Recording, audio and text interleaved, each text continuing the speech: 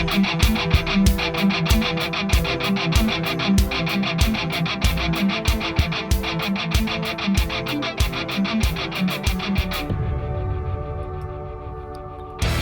is Dr. Jerome Corsi, and today is Wednesday. It's November 29th, 2023.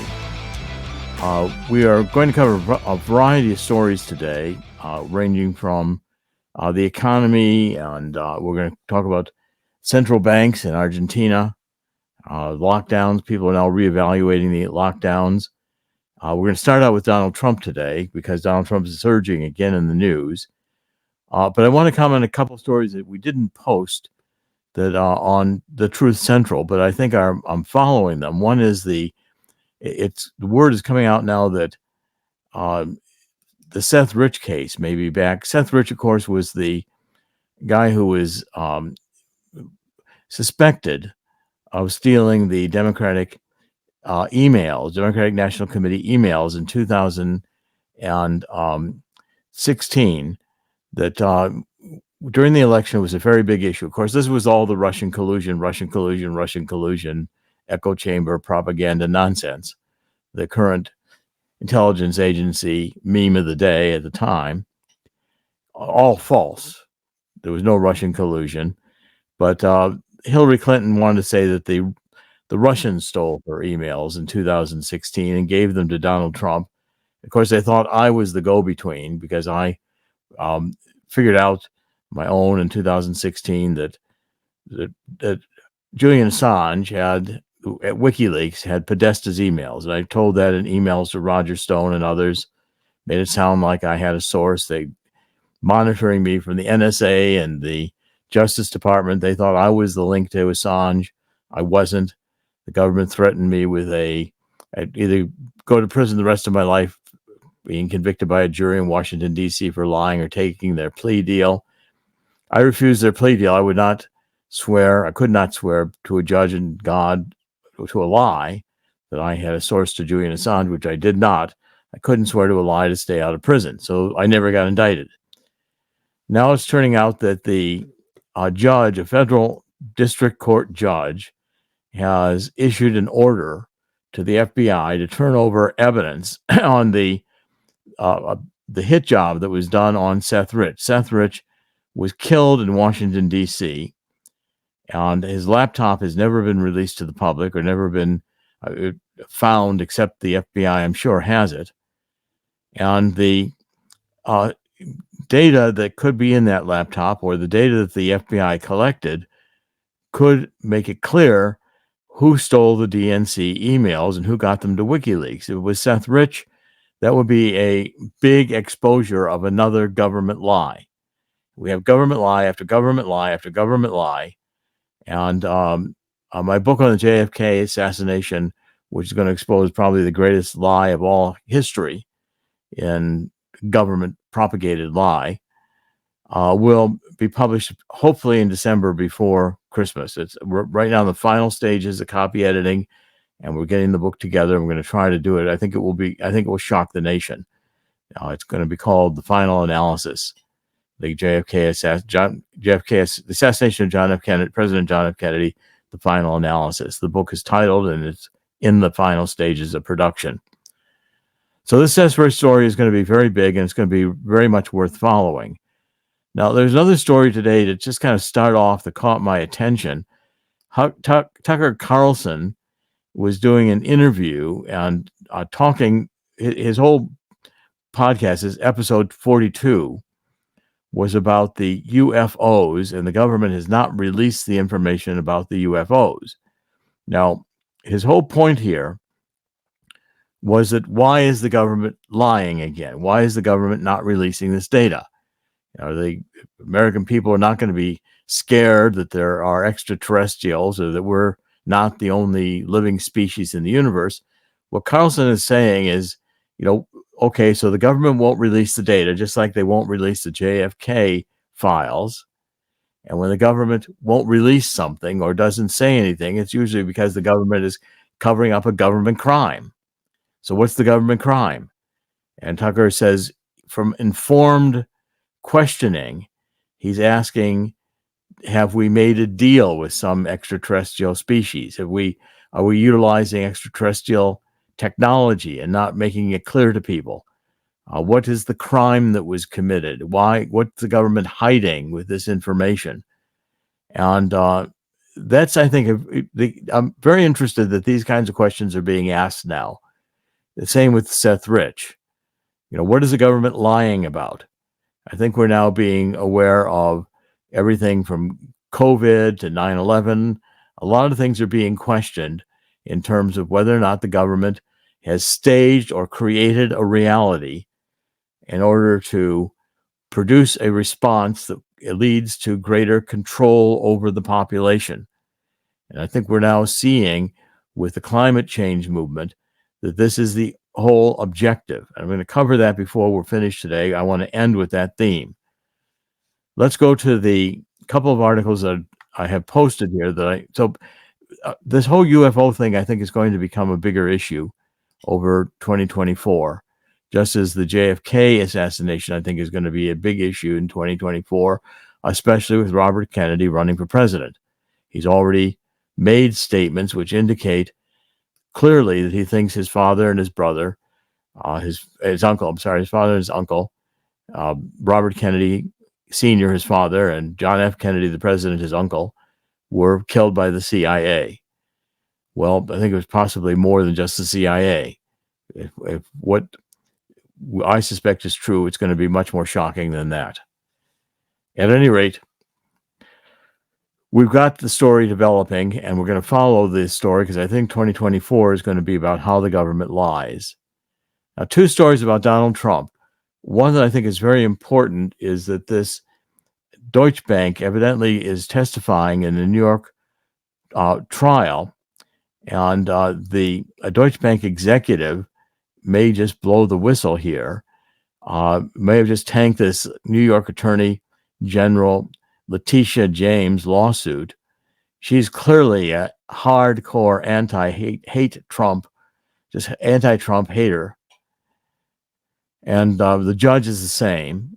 What Trump is on trial essentially for saying that he overstated his net worth in order to get loans, and they consider that to have been fraudulent. Now, what the Attorney General, this is a Democrat, Soros-appointed, Soros-funded Attorney General, thinks that Trump has to be barred from ever being on a board of directors again, and they want to bar him from doing business in New York. They want to bar him by putting him in jail.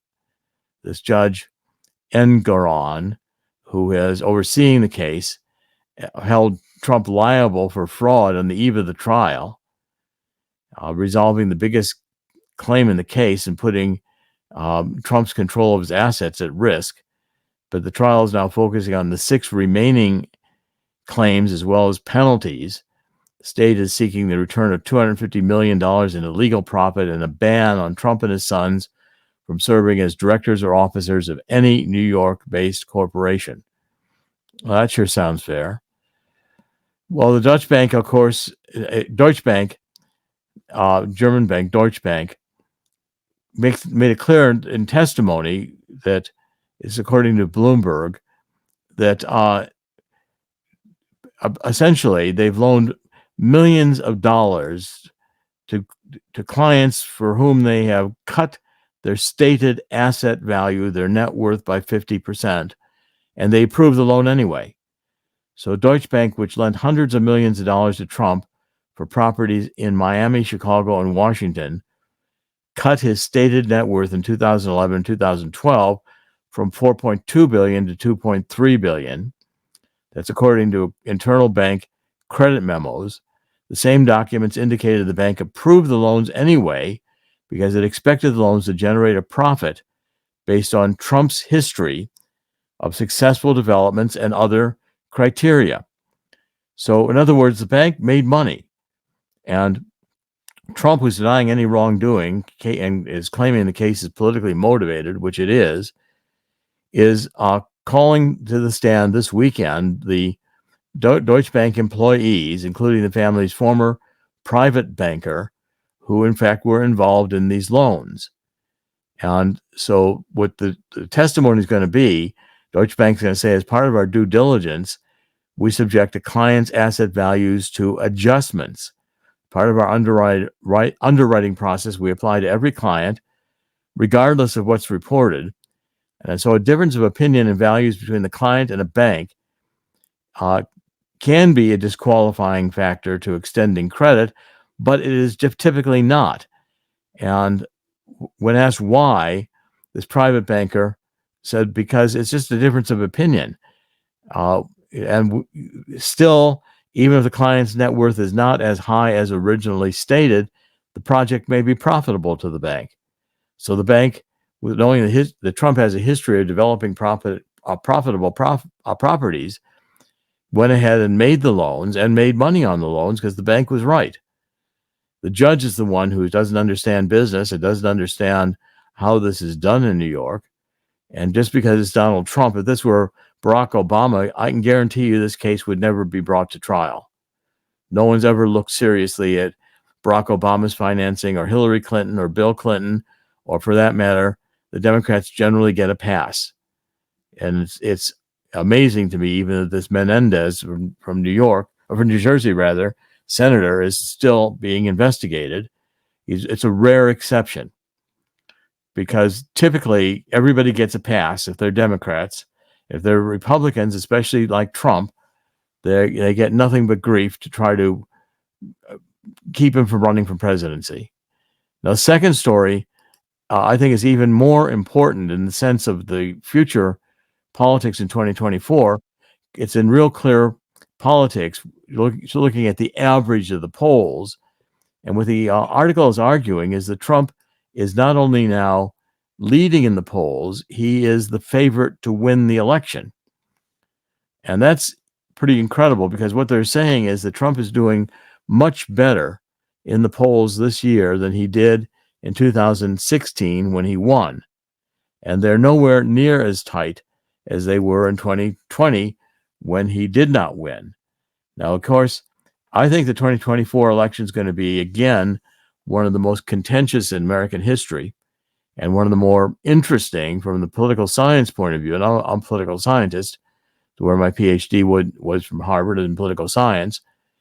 With Bobby Kennedy as a third-party candidate, it's a wild card, because Bobby Kennedy is going to draw votes both from Donald Trump and from Biden. He's going to appeal to Democrats who do not like the woke, want to return to the classic liberalism of the 1960s, which Jack Kennedy was. Jack Kennedy, by today's standards, would be considered a conservative. He actually cut taxes and started out with a presidency that was in many ways aimed over time at reducing wars, not getting into wars.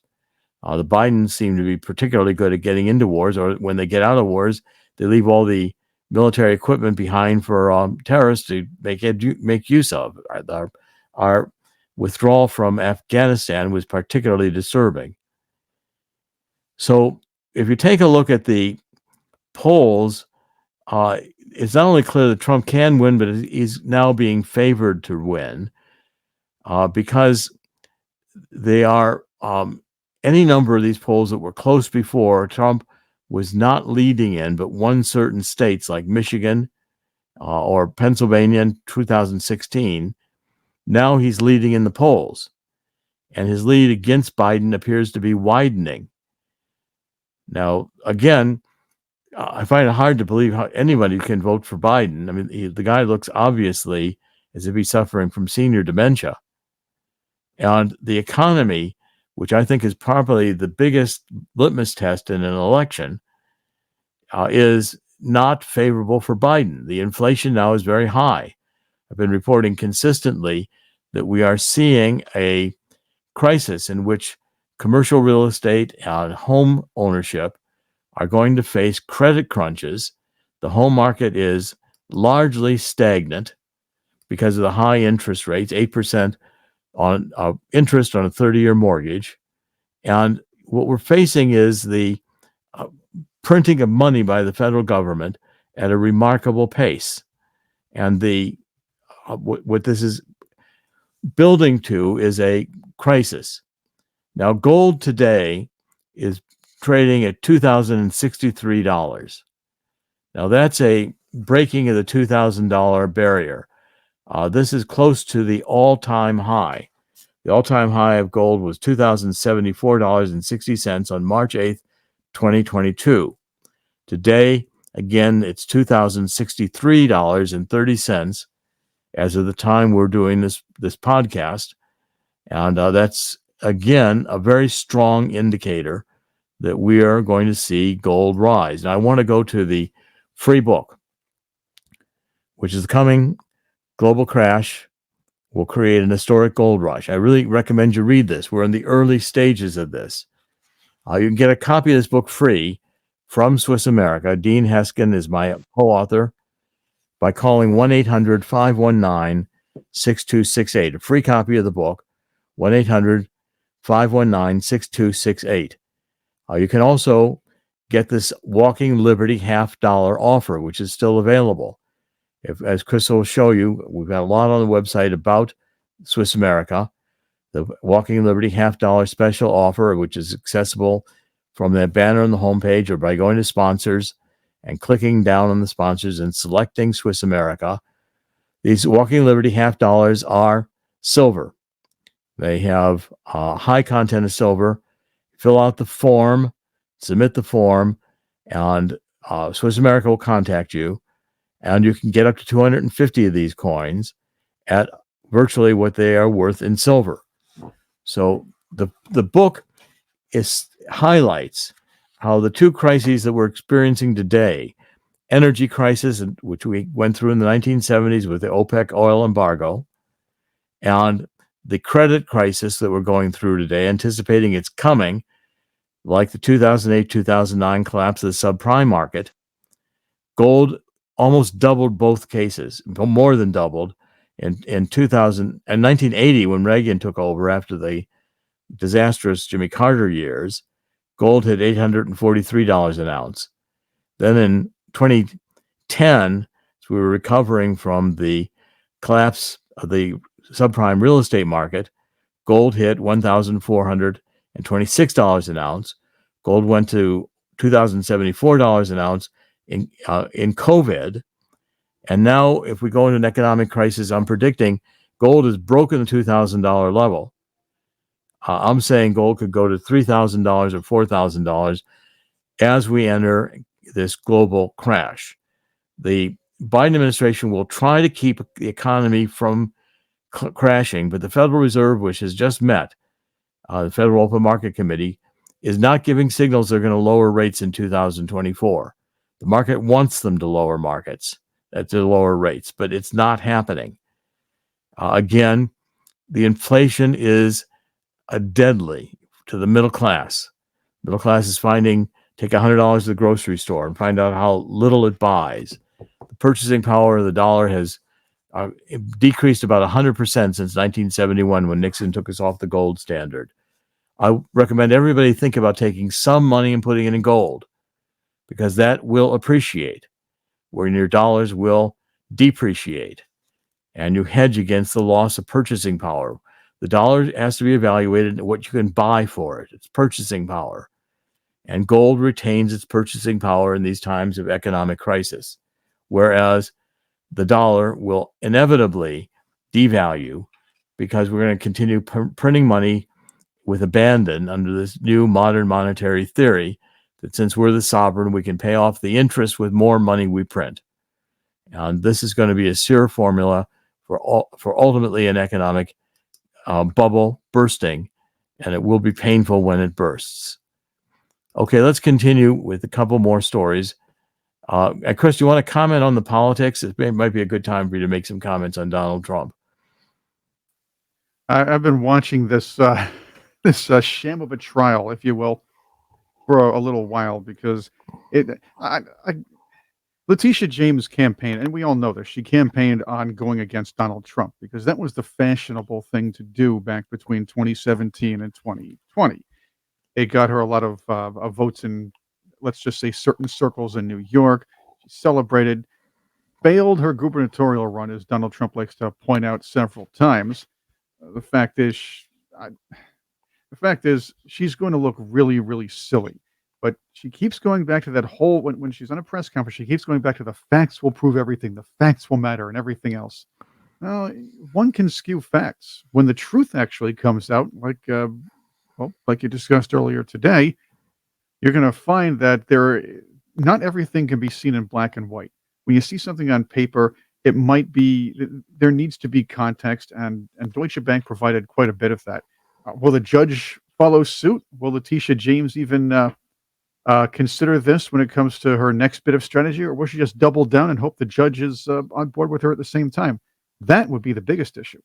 Well, again, it's going to be a political trial, and the nation sees this. It's a disgrace. We have a former president brought to trial because he's a billionaire, because he's as successful in New York in property development. He's had a great career in business, and these Democrats resent it. We're now in New York City in a deteriorating state. Police are quitting by droves. We have hotels which are filled with illegal immigrants. People are not coming back to work in the office buildings. The city revenue is declining precipitously, and it'll only be a matter of time until cities like New York and San Francisco and Chicago and Detroit go bankrupt. When they do, the only solution will be print more money.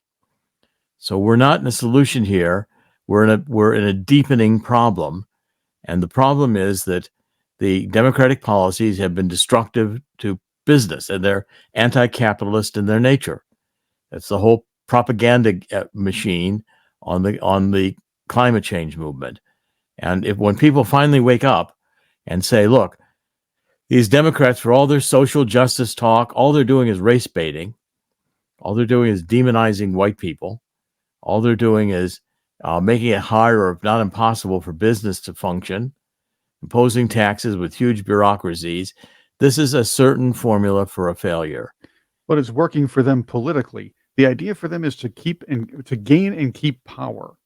And through that kind of manipulation, that's how they do it. Fear-mongering, manipulation, and race baiting. That's their strategy. And of course, Trump is a Nazi. That's the other one. Yeah, Trump is bad. That's the whole Trump is bad. Okay, let's go on to a couple more stories that I think are very important today. By the way, the truce between Hamas and Israel is, I think, now in the 6th day, and it may be extended.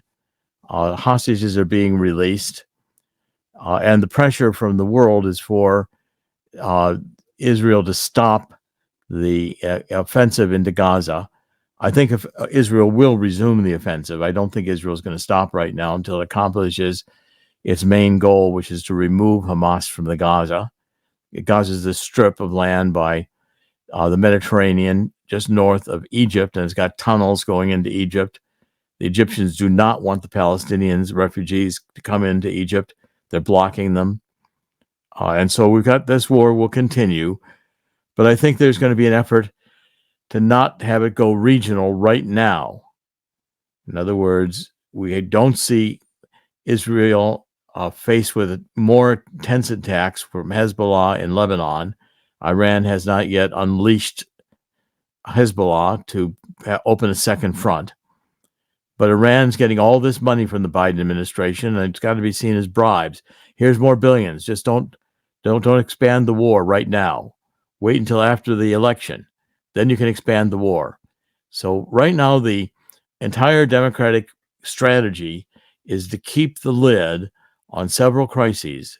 The economic crisis, which could cause a massive crash, which could have inflation get even more out of control, more damage economically to the American people, the American voter. Our cities are deteriorating rapidly. We're being inundated by the new arrivals across the border. Biden is debating internally whether or not they're going to have to close the border, whether that's going to cost them the election. So we're right now going into 2024 where the Democrats are in damage control mode, hoping not to be devastated in the 2024 presidential elections. And the potential for damage control is getting more and more difficult as these crises get more and more difficult to contain. Now, Argentina is very interesting. The next story I want to cover, this Millet, who is completely outside of the globalist realm. He ran attacking globalism, attacking socialism. Argentina is a country which, since World War II, has been destroyed by communism and socialism. They're neo-Marxist.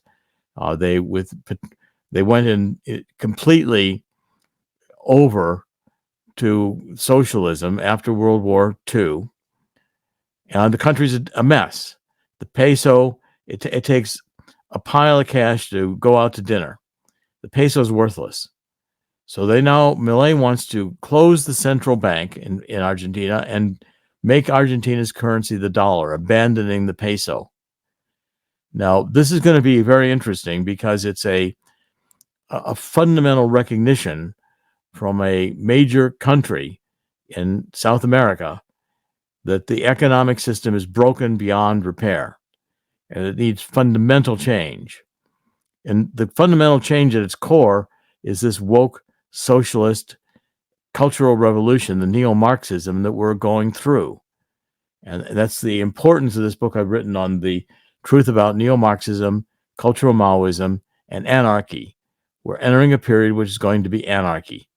And that's a period of time where politics gets suspended because the crash becomes such an enormous shock to the system that you find that it's going to take major steps to repair it. We're going through a paradigm shift right now as the world. We're going into deciding whether we're going to let the globalists create their totalitarian utopia nightmare or whether we're going to get a new burst of freedom, a pushback against this evil because of the lies being told and the fact that this utopian wonderland that the woke want to create will be nothing but thought control, misery, hate crimes, anything, unless you agree with them, you're going to be committing hate crimes. So again, the struggle going on comes down to every individual. Do you want to live in a society which you own nothing and yet you're supposed to be happy? Because if you aren't happy, you will be silenced. That's the question that's being asked worldwide right now. So the entire world is at this moment on a balance between which way we're going to go. Paradigm shifts are always extremely difficult. And this is a major redefinition of the human condition. It's largely brought about by the rapid advance of this technology, which we only partly understand. But the globalists, I think, would see themselves as their perfect life would be to be inside this cell phone. So they'd be transhuman, super intelligent, merged with the machines and never dying. Perpetual life extinction. If they could just be into the cell phone, that would be their life in that cell phone, in the metaverse, which they would create around their desires to be perfect. It's a very bizarre concept. And this technology which we have today is either able to do massive surveillance or it could be put to use for massive flourishing of the humankind. But the depopulationists who are the Marxists, the neo-Marxists, the cultural Maoists, end up killing millions of people because they don't trust people who are not under their entire control. And so we get architected realities, COVID, etc. And that's the next story I want to cover because finally, I'm finding in the Epoch Times this is covered, that the Epoch Times is pointing out that we are now having finally some people coming forward who supported the lockdown and COVID and are now saying they were wrong. Well, this is actually kind of startling because what these experts who are coming forward are saying is that the predictions here, this is being told to Bill Mayer, which is guys like Professor Scott Galloway, who was a New York University professor who was one of the strong proponents of lockdowns. He said he was wrong. The damage to kids of keeping them out of school longer was greater than the risk. Okay, so here's the bottom line. our great people at the CDC, the Center for Disease Control, I'd like to think the governor in New York, we're all operating with imperfect information and we were doing our best. Yeah, okay. What's the imperfect information? And by the way, the other person, Ari Joffe, a clinical professor of pediatrics at the University of Alberta, Canada, who's and several of these people are coming forward now and saying how wrong they were, because these predictions, the Imperial College COVID prediction in March 2020 was that we needed forced lockdowns. Otherwise, there would be 500,000 deaths in Great Britain from COVID, 2.2 million deaths in the United States by mid-April 2020. We'd be surpassing the ICU, the intensive care unit demand by 30 times. That's Joffe said that in a peer-reviewed paper. It was lockdown groupthink. The Imperial College estimated there'd be 7 billion infections and 40 million deaths globally in the first year. Now, what was wrong with that? What was wrong with that was they were based on World Health Organization promoted mathematical models that where the assumptions were way off. The assumptions were that the disease was highly infectious, that it was a pathogen that was deadly, that it would have a high rate of not just morbidity, sickness, but also mortality, death, that we would be seeing it spread like wildfire, and the population would be considered as homogeneous. In other words, there would be no exceptions for young, old, or people with immune systems that were resilient to the disease. It would be assumed that everybody was vulnerable to this disease. And if everybody didn't wear masks and lock down and separate, distancing, separation, all these artificial things, we would all be subject to the risk of quick death, quick, horrible, painful death from COVID. Well, it didn't happen. I was saying at the time, I was tweeting at the time, it's the flu, stupid. 60,000 people sometimes die in a year from the flu. We don't overreact with lockdowns. And so therefore the money behind this and the social control of a narrative that was created with false data was put upon people who reacted with obedience, including the law enforcement who enforced this lockdown. Locking down the world had never happened before. And yet it was a government-imposed mandate from a health crisis that was written by the mathematicians to be existential in nature. In other words, your and everybody else's life was at risk. Well, that everybody's life wasn't at risk. COVID was a bad disease. I think it was weaponized, and it was hard to get rid of. It had a long tail to it. But if we had gone with the Dr. Zelenko protocol and with ivermectin, this could have been cleared out of everybody's system. We are living in this huge age. Every one of my books right now, Truth About Energy, Global Warming, Climate Change, everything I'm writing, if you'll just look at the subtitles, what I'm saying here is it's exposing the lies, the woke lies in an age of disinformation. We're in an age of disinformation. All these government agencies are doing nothing but pumping out lies here, exposing climate lies in an age of disinformation. And I want to conclude here with a couple of articles that make that point very clearly. There's an article being posted on Mark Morano's website, which I recommend to everybody that they take a look at, on climatedepot.com. What this article says is that we have got peak cognitive dissonance for the climate scare. What's cognitive dissonance? Cognitive dissonance is when the message and the reality are. So the message is we've got global warming, and if we don't stop using hydrocarbon fuels, we're all going to die because the planet's going to get too warm to be inhabited, and we're going to have catastrophic weather going on.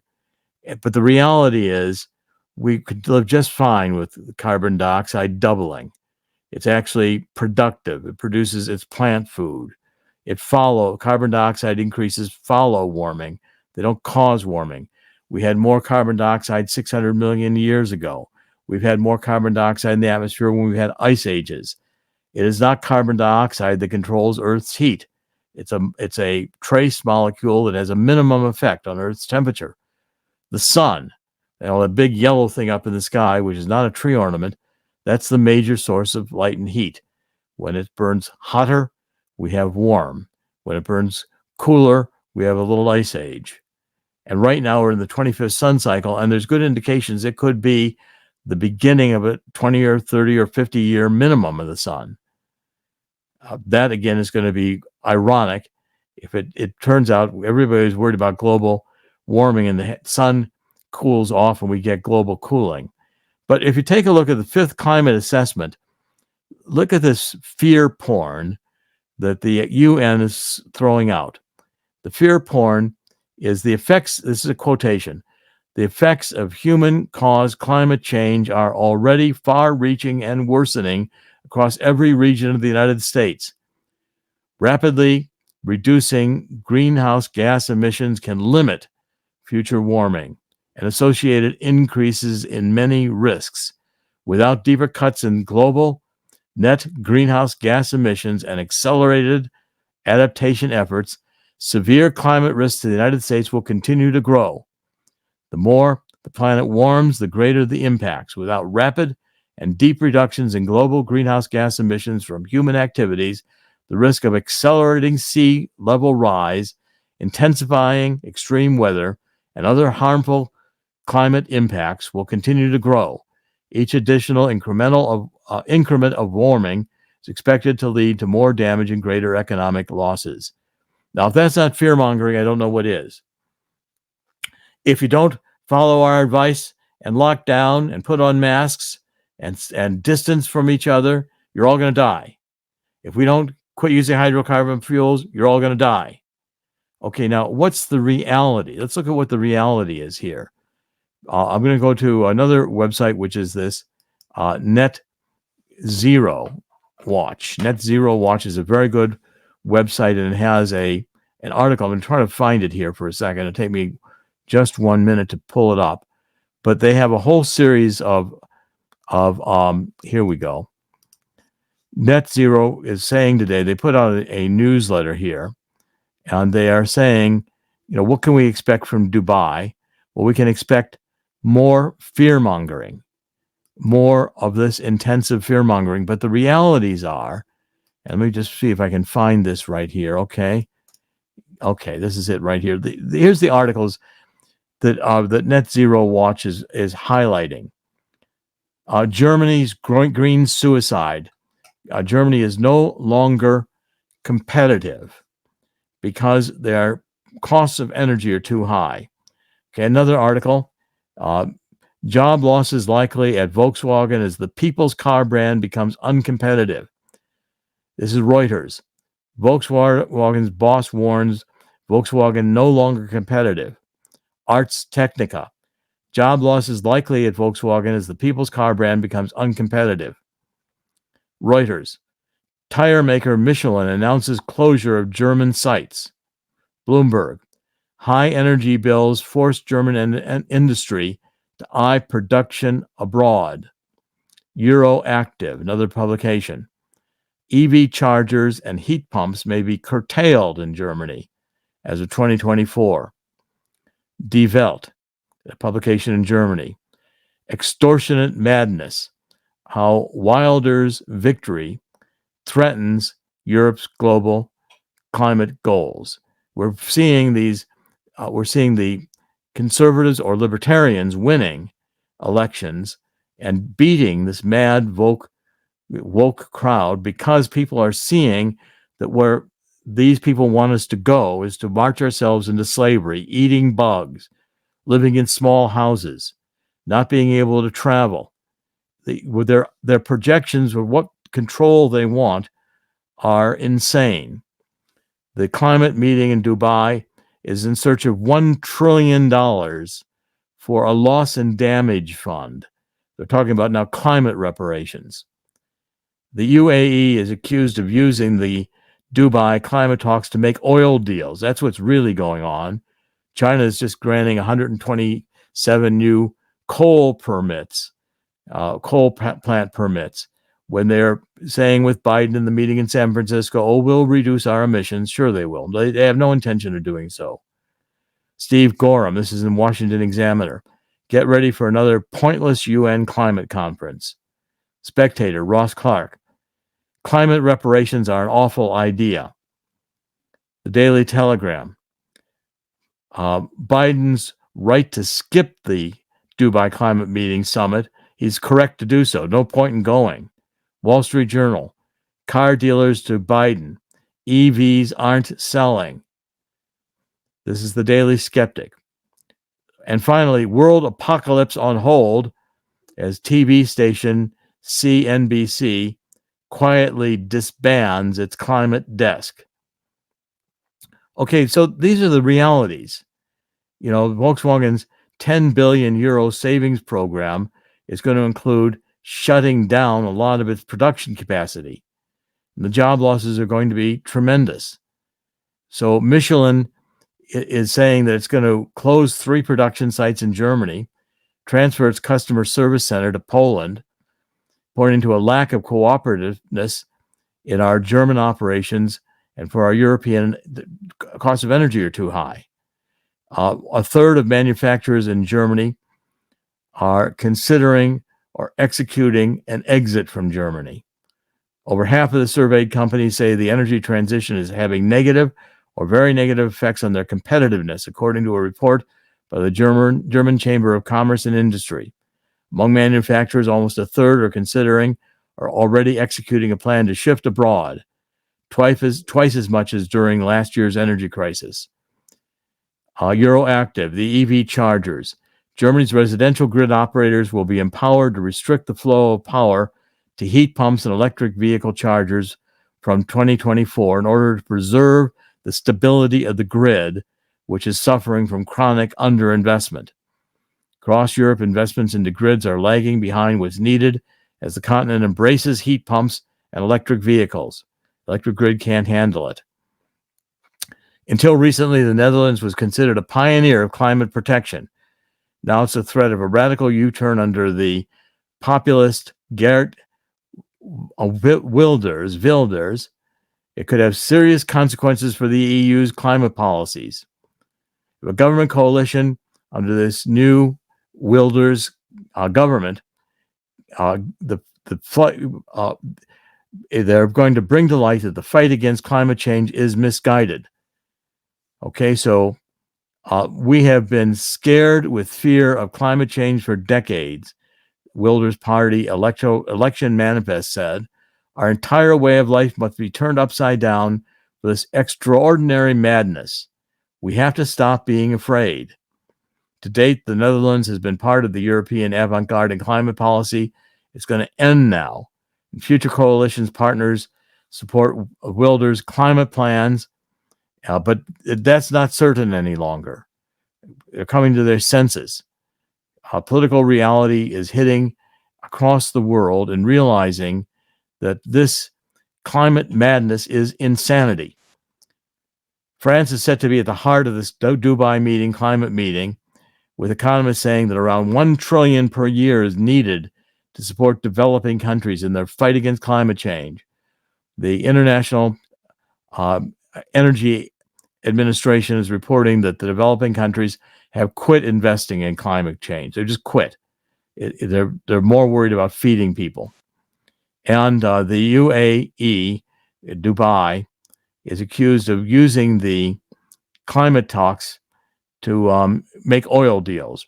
We're hosting COP28 because we think the moral high ground might have oil underneath it. That's a cartoon. It's running today, and where is it running? In the Times in London. Okay, so the climate change nonsense is finally catching up. And say, there's another cartoon, Washington Examiner, seeing all the airplanes in the sky. What's this about? Over 200 countries flying private jets to the climate change conference to get me to stop driving my SUV. People are waking up to the madness. And I think it's going to accelerate in 2024. I believe the new book we're coming out with here will make an impact on the JFK assassination. Chris, any final comments before we wrap up?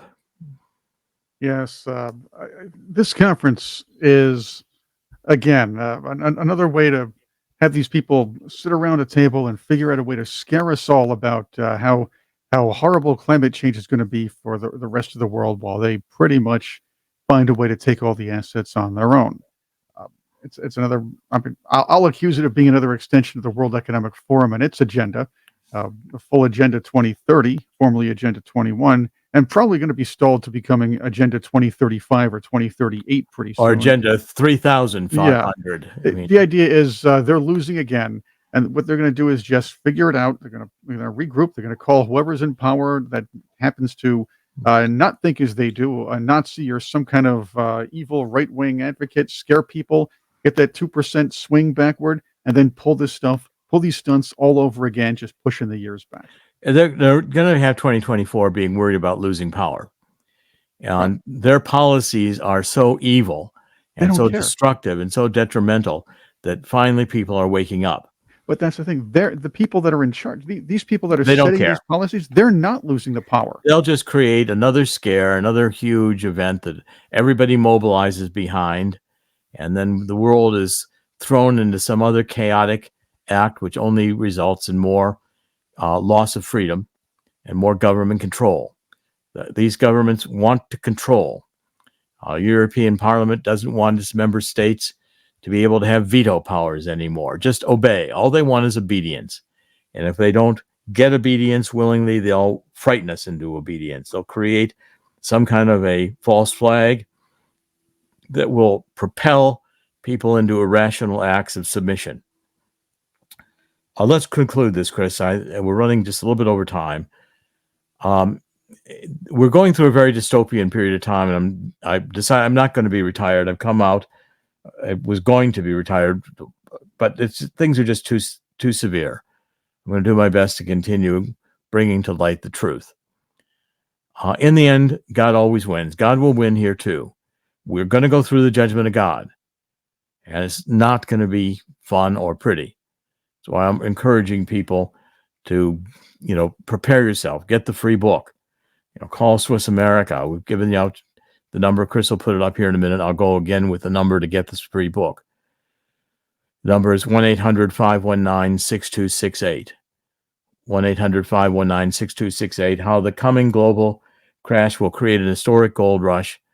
Gold is now trading at over $2,000 an ounce. It's just beginning.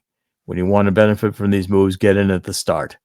Call Swiss America, get some of those $50.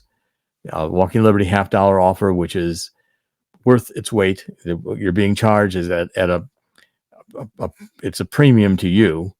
You're paying virtually what it costs to get these 250 coins. A one-time offer for new people introducing themselves to Swiss America. Take advantage of it. It's on the website under sponsors. Click down Swiss America. You'll find the offer. There's also a place to click on the homepage for the Walking Liberty $50 offer. People are saying I'm looking younger. I'm not coloring my hair. Color came back. I'm taking carbon 60, My Vital C. And we'll be promoting a book on that very soon. I've been writing like crazy these days. Live Longer and Better with Chris Burries, who's the co-founder of My Vital C, which produces the highest quality carbon 60 products available, safe and consumable. Not prescription. They are supplements. I've been taking them for 4 years and they work. We've got to follow the solution the Bible gives us, which is 2 Chronicles 7:14. Join me in getting down on my knees and saying to God to forgive us for letting the world get to this point, to have God thrown out of the world that he created. Human beings not acknowledging God, not recognizing their spirituality. This is a spiritual experience, not a physical one. We're not going to live forever. Nobody's going to get out of this alive. Sorry about that, Bill Gates. It's not going to happen. And the fact that we are not supremely intelligent, that we are not in control, that we can't eat the forbidden fruit and become gods, we can't become Klaus Schwabs who want to control everything. These are fundamental sins against God. And there will be a price to pay. I pray it will not be nuclear war. Probably in 2024, the the people controlling Biden, I don't think Biden knows where he is, even when he's on vacation, which is most of the time. He is being led around by his handlers. But whoever is pulling the levers will be happy to have nuclear war because it will depopulate the world. This is a great time of insanity, and I believe it will pass. I think 2 Chronicles 7:14, God does say, if we do this, he will hear our prayer and heal our land. I think we will come out of this after great pain and suffering, because I don't think God created the human race to fail. Yet we have got to master the fallen side of human beings, which are prone to error, lies, sins, crimes, horrible acts. A human being without God becomes a beast. And, the man is the wolf to man when we lose God. Dr. Jerome Corsi, thank you for joining us today. This is the Truth Central. We're broadcasting on a lot of websites. Take a look at the right-hand corner of the homepage. You can see us on Rumble. All of those little toggles will get you to various channels where we're broadcasting. Up in the right-hand corner, iHeart. We're doing video and audio only. Apple Podcasts. You can see the books we've got. We're prominently displaying the books. I will be in 2024, perhaps even in December, starting to sell books out of my signed copy of authors' books. I have I'm going to reduce the inventory significantly in 2024. This is Dr. Jerome Corsi, The Truth Central, or broadcast thetruthcentral.com. Please like the program, share the program, advance us on social media.